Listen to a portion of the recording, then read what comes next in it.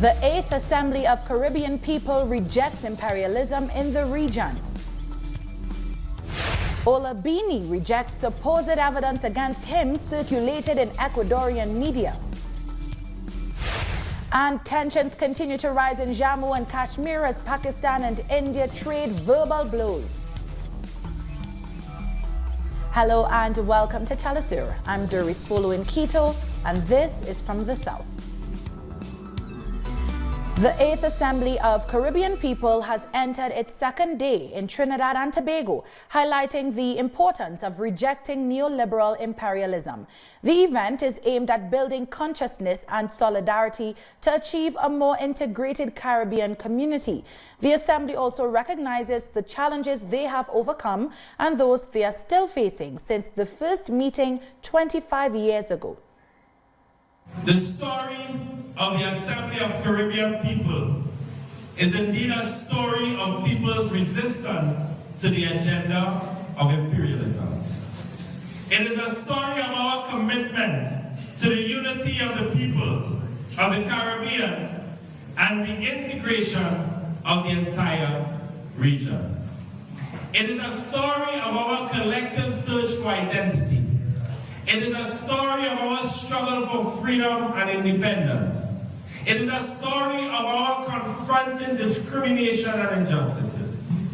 It is a story of our right to sovereignty. It is a story of the Caribbean people's long march towards creating the Caribbean civilization. In the morning session, one of the delegates from Haiti analyzed the current state of the capitalist system and the people's resistance to it. From 2015, we've seen a very strong offensive by the United States to retake exclusive control of the continent, with some electoral successes. But at the same time, we have processes of intense struggle. Never in the last 40 or 50 years have we seen such a large wave of mobilization, and in some cases, these struggles have taken on an explicitly anti-capitalist character. These struggles may not yet be at a level that is sufficient to challenge the system, but at the level of awareness, people are talking more and more about the 1% against the 99%, as the Occupy movement put it. In other news, diverse feminist movements are holding demonstrations across Mexico, demanding greater security for women across the country. United under the banner, "They don't look after me, they rape me," the women are condemning the rape of a 17-year-old child by 4 police officers in the Mexican capital. The survivor and her family denounced the rape, but authorities filtered her information rather than protect the young girl. Earlier this week, a demonstrator threw glitter at Mexico City's Secretary of Security, Jesus Horta, with officials saying the act was a provocation. The protesters are using purple glitter in rejection of the authorities' priorities, saying that they appear more concerned with glitter than the rape of a child. Protest leaders have directed a letter to Mexico City officials and the Special Prosecutor for Sexual Offenses denouncing the attack. They made 13 demands, including an immediate alert for gender violence in Mexico City, effective solutions to bring the culprits to justice, and security guarantees for women across the country. Argentina's President Mauricio Macri has announced further economic measures to try to win back voters ahead of October's elections. Macri signed a decree to remove VAT from basic foodstuff. These include cooking oil, pasta, milk, and flour. On Wednesday, the president announced a wide-ranging package of tax cuts and bonuses intended to benefit those suffering from his austerity policies.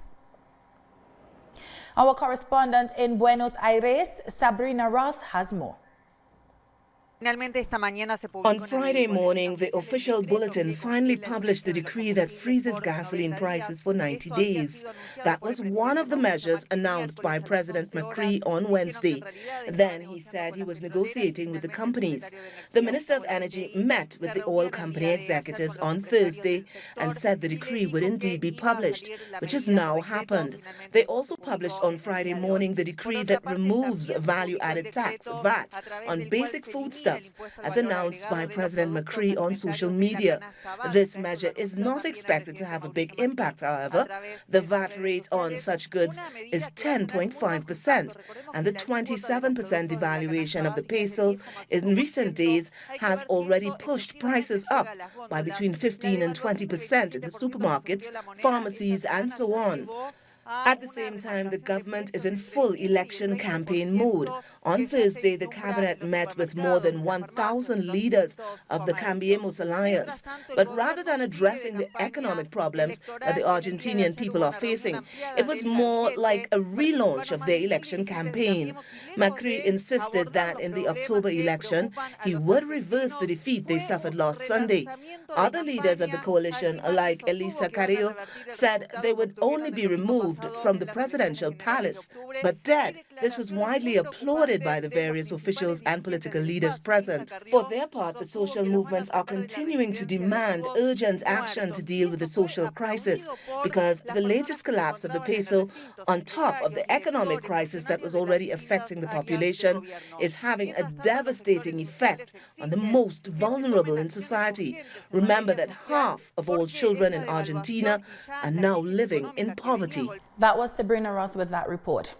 Vale Mining, a former state company that was privatized in 1997, has been involved in two big environmental disasters in Brazil in the last 4 years. One in the city of Mariana in 2015 and the other in Brumadinho City, Minas Gerais state in 2019.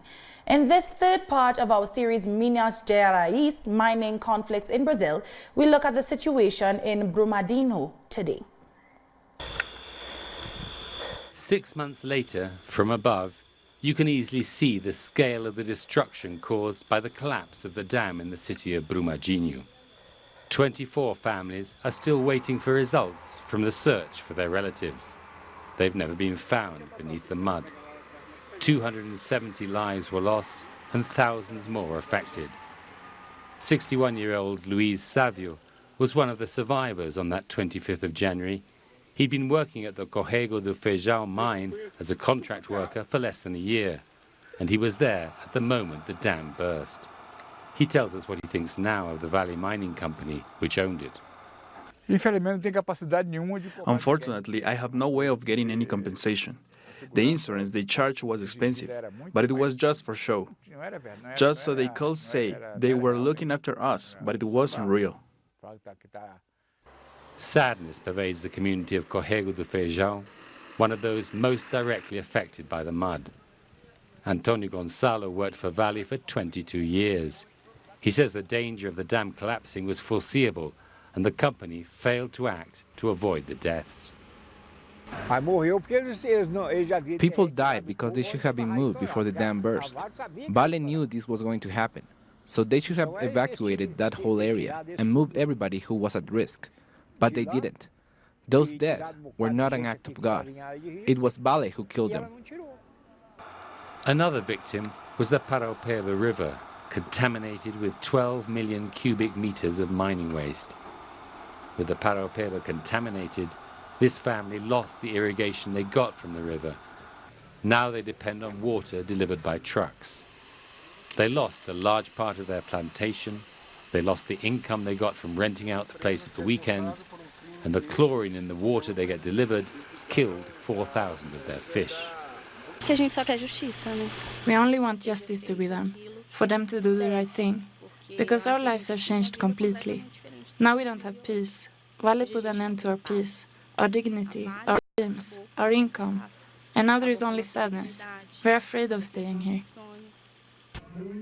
Those affected by the disaster are promising to continue their struggle. They want to make sure that what happened here in Brumadinho and in Mariana in 2015 doesn't happen again anywhere else. For them, what happened in both cities was not an accident, but a crime. The two biggest environmental crimes in the country's history. And Vale Mining was responsible for both of them. After the break, the former Colombian President Álvaro Uribe will appear in court for bribery and fraud. Don't go away.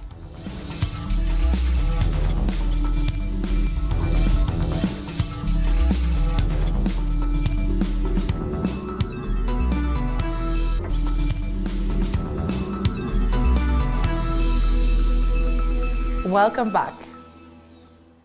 The Swedish digital security activist Ola Bini and his lawyer Carlos Soria have rejected supposed evidence against him cited in an opinion piece in an Ecuadorean online newspaper. Bini's lawyer addressed the claim, saying that they were both ridiculous and impossible, and questioned the motives behind the claim's circulation. The activist has been accused of hacking and was imprisoned for 70 days without evidence. Ola Bini has never, not here or anywhere, hacked an IT system. In fact, it's the other way around. What he has always done is protect the internet security and privacy. As has been shown in this investigation, which has already been ongoing for 125 days, is that Ola Bini did not come to Ecuador to work for the Correa government or any other administration. As has been explained, he came to Ecuador as part of a team belonging to a transnational company that decided to invest in the country. In other news, Colombian former president and current Senator Alvaro Uribe will have to appear in court for bribery and fraud charges. The Supreme Court ordered Uribe to appear on October 8th as part of an investigation into him, which began last year. The investigation began after Uribe accused Fox Senator Ivan Cepeda of witness tampering, but the courts dismissed it and turned the accusations against Uribe himself. Our correspondent Jose Manuel Jimenez has more. Just minutes ago, the Supreme Court signed the Order 8975, which calls Senator Alvaro Uribe Vélez before the court on October 8 for all alleged crimes of bribery and fraud. And the former president must then testify in the case. This is a legal process that Uribe and the Senator Ivan Cepeda have been battling since the testimony by former paramilitaries have linked the Uribe family to the creation of paramilitary groups in Colombia. After that, Uribe accused Cepeda of witness tampering. Those testimonies are the basis of the case against Uribe. Now, the investigation will begin against Uribe, and he's scheduled to appear in court on October 8 in Bogota.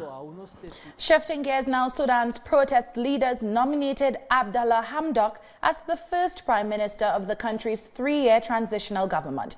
He is a prominent economist and former head of the United Nations Economic Commission for Africa. The protest leaders and the military council signed a power-sharing accord on July 17th, ahead of a landmark deal paving the way for civilian rule that is meant to be signed on Saturday. The responsibility of the Prime Minister will be always to consult with the Alliance for Freedom and change for him to choose his ministers. And for sure, he will get all the support he needs according to the programs of the Alliance for Freedom and Change. And we will discuss all those programs with the new government for all the agenda of the Alliance for Freedom and Change. Hundreds of South Africans on Friday gathered in the mining town of Marikana to commemorate the massacre of 34 striking mine workers in 2012. The event was organized by the Association of Mining and Construction Workers Union, AMCU. And speaking at the event, AMCU President Joseph Mathunjua said his union was not calling for justice until those responsible for the massacre are held accountable. And South African opposition leader Julius Malema accused President Cyril Ramaphosa of being responsible for the Marikana massacre. At the time of the massacre, Ramaphosa was a non-executive director of the company that owned Marikana mine. Cyril Ramaphosa is an enemy of our people. Why? Cyril Ramaphosa presided over the killing of 34 innocent mine workers in Marikana. He was never charged. He was never arrested. He was a deputy president or whatever position he held at the time. After killing 34 people, he was promoted to deputy president and now president. Because when you kill black people, you are a hero of enemies of black people. Because to them, the life of a black person doesn't matter. Police in Zimbabwe have used tear gas to disperse opposition supporters who took to the streets of the capital to protest against the country's deepening economic situation. Hundreds of people took to the streets despite the opposition Movement for Democratic Change, MDC, calling off the planned demonstrations at the last minute. MDC President Nelson Chamisa said the protests had been called off to avoid bloodshed. We spoke earlier to Dr. Kululeko Simbanda, spokesperson for Zimbabwean opposition leader Nelson Chamisa, about Friday's demonstration. Well, look, what has happened is that since the presidential election that took place in July last year, the economy has been sinking. People are suffering. There is no electricity.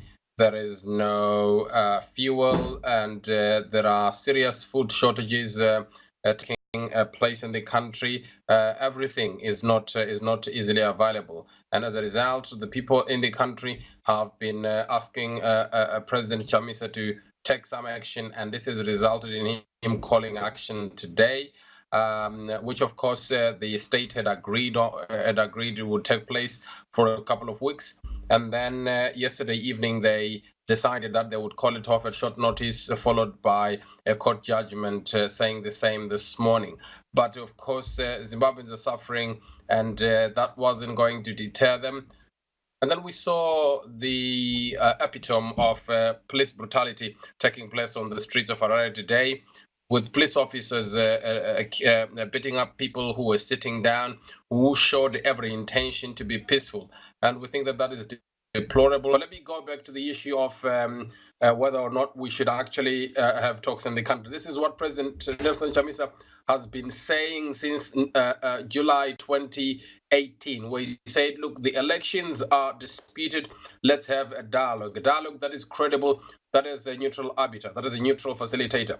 And Mr. Mnangagwa does not want to do that. In fact, Mr. Mnangagwa wants to have a dialogue with himself, while he's also the arbitrator and the facilitator. And that doesn't happen anywhere on earth. As a result, President Chamisa keeps his hands open, keeps his doors open, and is still calling for national dialogue. Look, the people in the Democratic Republic of Congo have put their difference aside and decided that they need to put their country first and move forward. The people in Mozambique, our neighbors, are doing the same. And we're saying to Mr. Mnangagwa, let us progress with our country. You are illegitimate. Let us resolve that problem of legitimacy and move forward with the other attendant problems, such as economic decline, which is a direct result of having a government that no one believes in, that no one believes was elected by the people, or that has no authority from the people. President Chamisa has the authority, which is why every time he calls for action, the country comes to a standstill, because people believe him.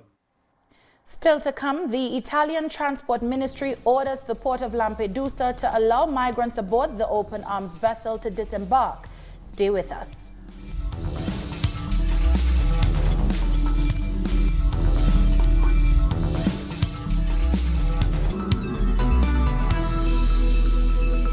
Welcome back. Pakistan's army is mourning the death of another soldier it says was killed by Indian troops who fired across the line of control in the disputed Kashmir region. That's according to a tweet this Friday by Pakistani Army spokesman General Asif Ghafoor, who said another brave son of soil laid his life in the line of duty. The soldier was identified as Sepoy Muhammad Shiraz. Police clashed with hundreds of protesters in Kashmir as they demonstrated against India's move to strip the region of autonomy. Police fired tear gas and pellet-firing shotguns to disperse protesters who are calling for the restoration of the region's independence from India.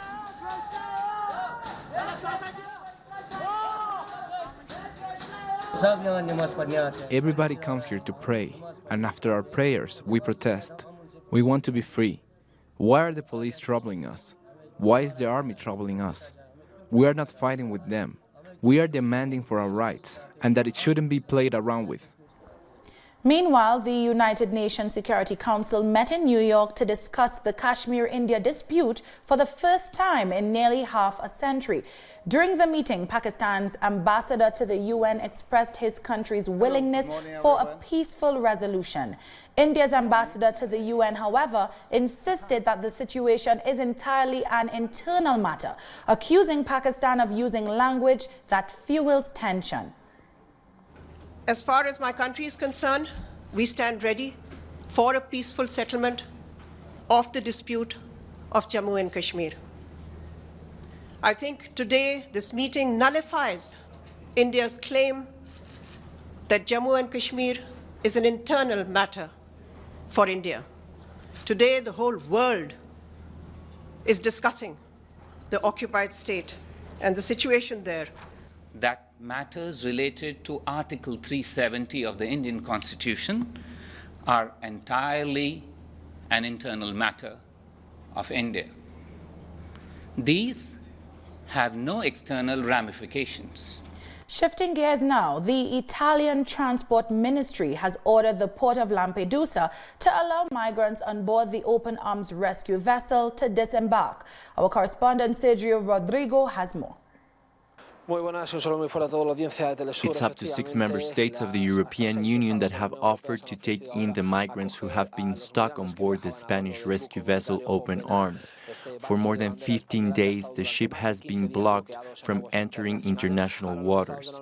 Now the EU states, including Spain, seem to be responding to the NGO's request. More than 130 people are on board the vessel. The crew is awaiting a response by the Italian government to enter one of its ports, in this case, Lampedusa. Interior Minister Matteo Salvini refuses to provide refuge to the migrants and will have to wait for an update within the next few hours. Some migrants have been allowed to disembark due to medical complications. Open Arms is demanding that the EU takes responsibility for this, since, according to data from 2019, 244 people have died trying to reach the European continent. Over the next 3 days, some of the Caribbean's most culturally acute minds will come together to showcase their skills as the Caribbean Festival of Arts CariFesta kicks off.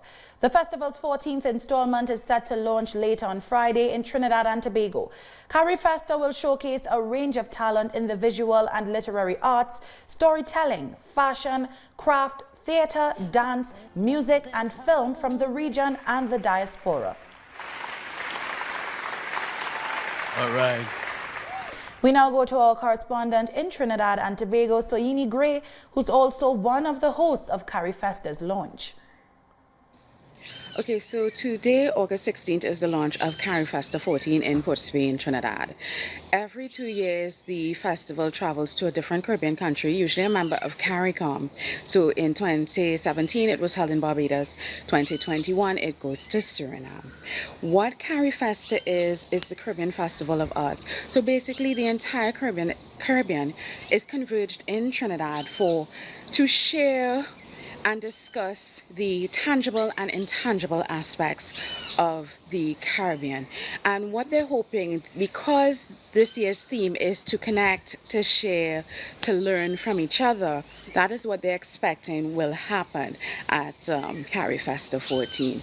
So there's going to be a lot of food, a lot of music, a lot of art, sculpture, painting, and just general discussion, a lot of academic discussion about the explored and unexplored aspects of Caribbean culture and how Caribbean culture can be leveraged to boost our economies, boost our quality of life, boost our mental health. So one of the key discussions taking place at this year's CARICOM, of course, is going to be the issue of reparations. The Vice Chancellor of the University of the West Indies, Professor Hilary Beckles, is going to be here chairing a discussion on the matter.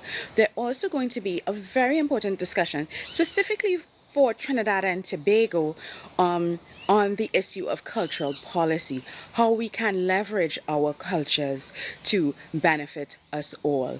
So there are going to be 2 major panels on that taking place throughout the week. CariFesta runs from the 16th to the 25th. Tonight is a massive opening ceremony, and of course there is also a major intra-regional concert performing. There will be the soca king Machel Montano, and of course the Jamaican performer, Grammy nominated performer Shaggy. So there's a lot of stuff happening. There are a lot of discussions. We're expecting a lot of tourism ministers in the country, a lot of cultural ministers in the country, and more importantly, a lot of artisans. So it's going to be a very vibrant week. It's unfortunate that you're not going to be here, but also a lot of important discussions taking place about how the Caribbean can leverage one of its best resources, which is not sun, which is not sand, and which is not even the beach, but actually our culture. That was Sayini Gray with that report on Carry Festa. And with that, we've come to the end of this news brief. You can find these and many other stories on our website at telesurenglish.net.